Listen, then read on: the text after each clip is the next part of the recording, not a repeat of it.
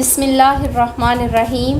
شاہد بھائی، ایک اور سوال پوچھا گیا کہ یادداشت کمزور ہو رہی ہے تو اس کا روحانی علاج کیا ہے؟ جی، یہ تو آج کل سب سے زیادہ ضرورت ہے اس سوال کی۔ اس سوال میں یقین کیجئے کہ اس سوال کی ایسے لگتا ہے کہ پہلے ضرورت پڑتی تھی جو لوگ جن کی عمریں 40 یا 50 سال کی ہوتی تھی، لیکن اب ان کو بھی ضرورت ہے جن کی عمریں 20 سال کی بھی ہیں۔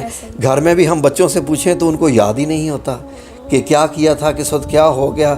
تو اس لیے جو ہے اس سوال کے لیے جو آپ کا بہت شکریہ کہ آپ نے یہ سوال کیا۔ یہ مردوں اور عورتوں کے لیے تھوڑا ڈیفرنٹ ہے۔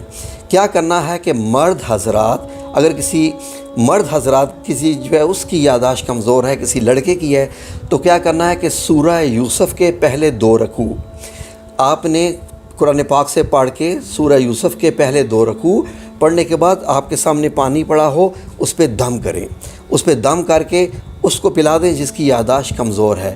اور یہ عمل آپ چاہیں تو 15-20 دن تک ضرور کریں، سورہ یوسف۔ اور اگر کسی خاتون کا مسئلہ ہے، کوئی لڑکی ہے یا کوئی خاتون ہے، عورت ہے، تو اس کے لیے سورہ نساء، قرآن پاک کی سورہ نساء، اس کے پہلے 2 رکوع پڑھ کے اسی طریقے سے دم کر کے ان کو پلا دیں۔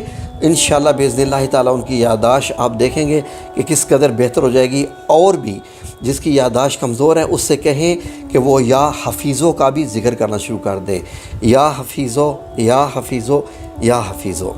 جیسے ہمارے پاس کچھ بچے اسٹوڈنٹس آتے ہیں کہ ہم لیسن یاد کرتے ہیں لیکن ہمیں لیسن یاد نہیں ہو رہا، تو کیا وہ بھی یہ سورہ یوسف اور سورۃ النساء والا ورد کر سکتے ہیں؟ جی بالکل، اگر وہ خود کر سکتی ہیں تو بہت ہی بہتر ہے۔ اگر وہ خود بچے پڑھ سکتے ہیں، قرآن پاک پڑھتے ہیں، تو اس سے اچھی بات ہی نہیں ہے۔ وہ خود پڑھیں، دم کر کے خود پی لیں، ورنہ جو والدہ ہیں وہ پڑھ کے بھی اس طریقے سے اپنے بچے کو پلا سکتی ہیں، یا حفیظوں کا بھی ذکر کریں۔ اور اس کے علاوہ ایک آیت ہے وَقُلْ رَبِّ زِدْنِی عِلْمًا، قل نہیں پڑھنا، صرف آپ نے رب زدنی علما ہے کہ اے میرے رب میرے علم میں اضافہ فرما۔